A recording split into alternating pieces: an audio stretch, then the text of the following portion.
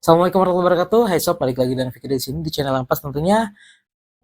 Kamu anak IT yang lagi nyari laptop yang oke buat programming, tapi pengen juga bisa bikin konten, videografi, desain, dan lain-lain, dan harganya nggak terlalu mahal, layarnya oke, tapi nggak berat-berat banget juga di punggung kamu. Yuk, stay tune. Di video kali ini, di segmen di atas kertas kali ini, saya bakal bahas laptop yang cocok buat kamu. Oke, kita langsung masuk aja ke laptop ya. Laptop yang bakal saya bahas di video kali ini adalah Asus VivoBook Pro OLED yang 15 inch. Nah, ini dia ada dua varian warna. Yang satu adalah yang silver, yang keduanya yang blue ya. Blue-nya agak lebih gelap. Dan kita bakal bahas satu-satu secara spesifikasinya. Oke, di spesifikasinya jadi dia ada dua model, yaitu yang pertama M3500QA, yang satu lagi M3500QC. Jadi warnanya dua, tadi yang saya bilang cool silver sama quiet blue. Blue-nya ini agak hitam sih sebetulnya. Oke, dan kita bakal bahas satu-satu dari sisi spesifikasinya. Spesifikasi yang pertama adalah prosesornya, dia pakai Ryzen series. Ya, ini jadi yang 15 Pro ini yang saya bahas yang pakai Ryzen series. Jadi Ryzen 5000 series. Yang Ryzen-nya ini yang pertama nih ya.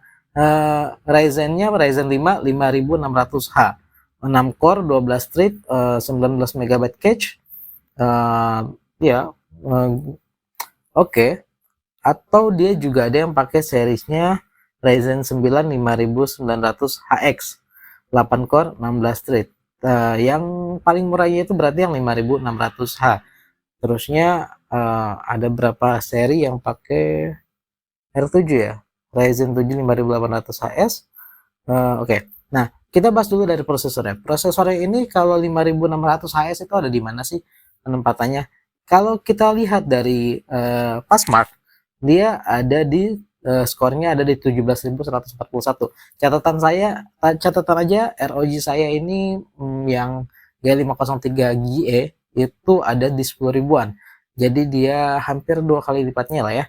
Dan ROG ini dari 2018 sampai sekarang masih antang-antang aja, apalagi RAM-nya udah saya upgrade 32 GB.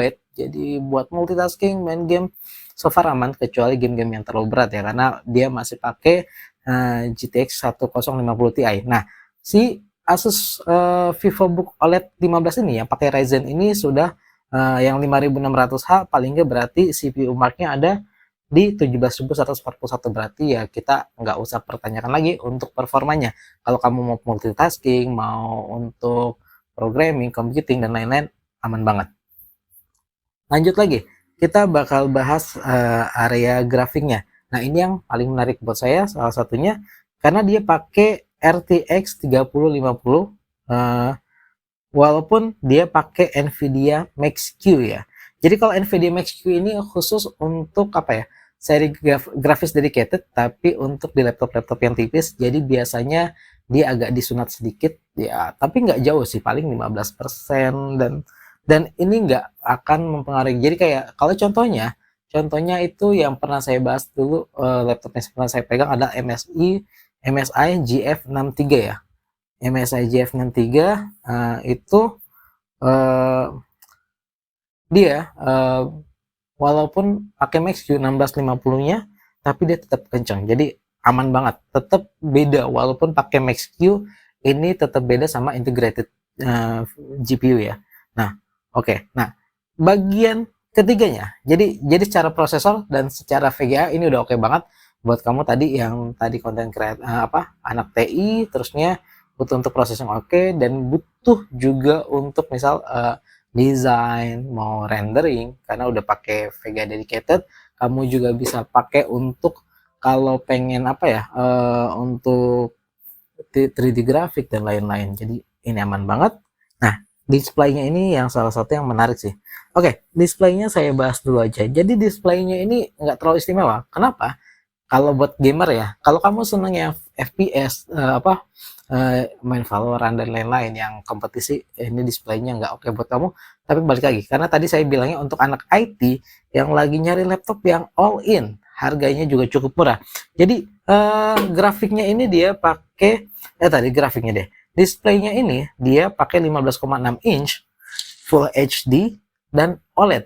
ini menarik OLED, tapi OLED kita bakal tahu bahwa nanti gambarnya apa ya, vibrant. Tapi yang paling penting daripada OLED-nya itu adalah tadi refresh rate-nya 60 Hz, 600 nits, berarti dia apa ya, harusnya kalau 600 nits di luar lumayan oke lah.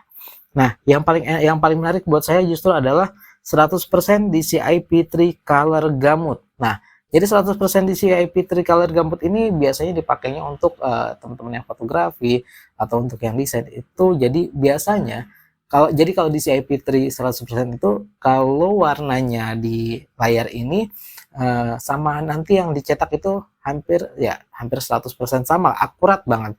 Jadi sebagai catatan aja, biasanya rata-rata laptop atau gadget yang kita pakai itu kalau yang pakai IPS atau TN yang standar itu dia pakai 45% NTSC.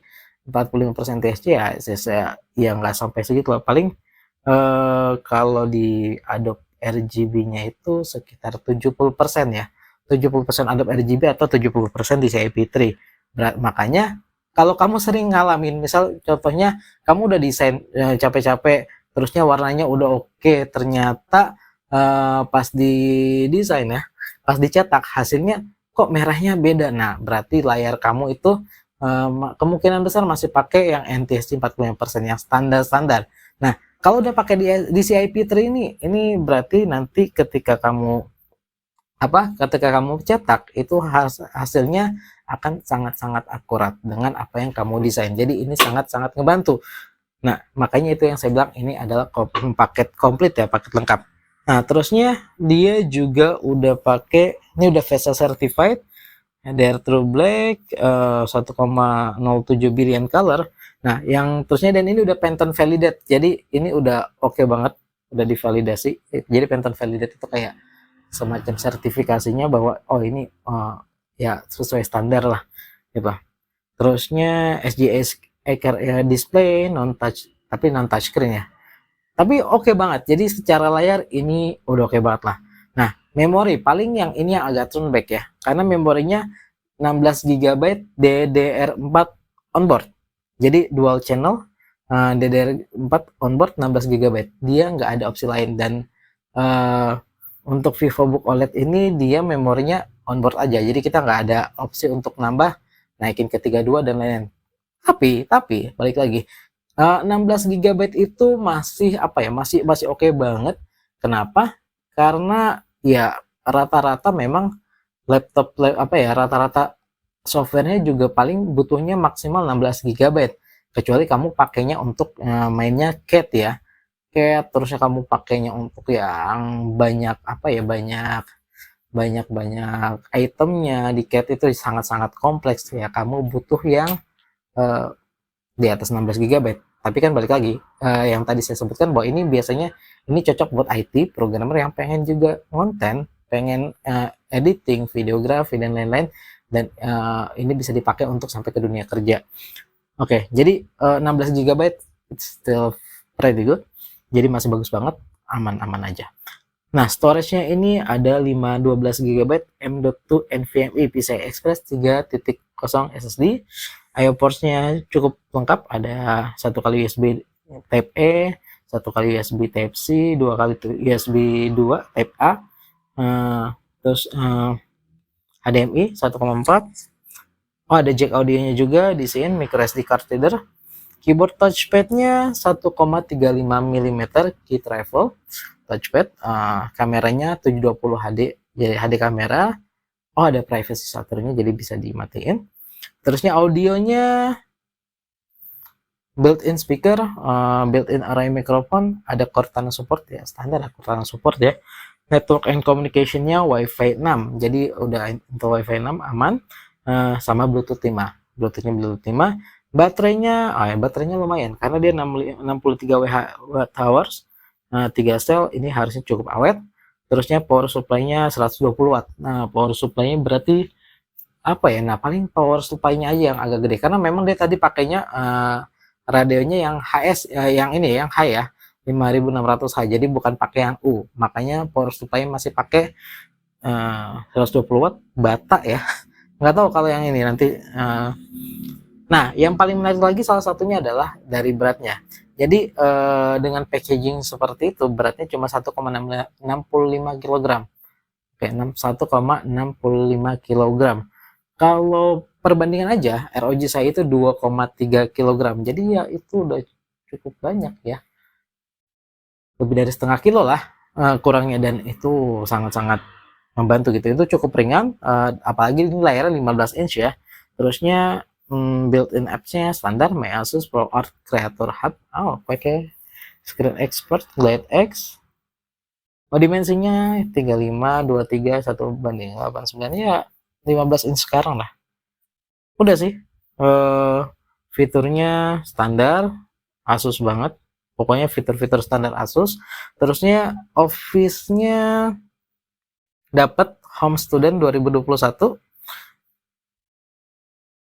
Security-nya ya security aman lah pasti. Udah. Dan dia dapat backpack. Ya udah sih, itu aja sih dari Asusnya. Terus gimana? Balik lagi, nggak usah panjang lebar mungkin ya. Yang pasti kalau untuk dari saya ini pas banget buat kamu teman-teman yang lagi memang di IT, software sistem informasi yang emang butuhnya mainly buat programming, computing. Kenapa? Karena memang prosesornya sangat mumpuni, baterainya juga harusnya cukup awet, dan lagi dia sudah pakai RTX juga. Bentuknya lumayan apa ya, ringan dan tipis untuk ukuran 15 inch.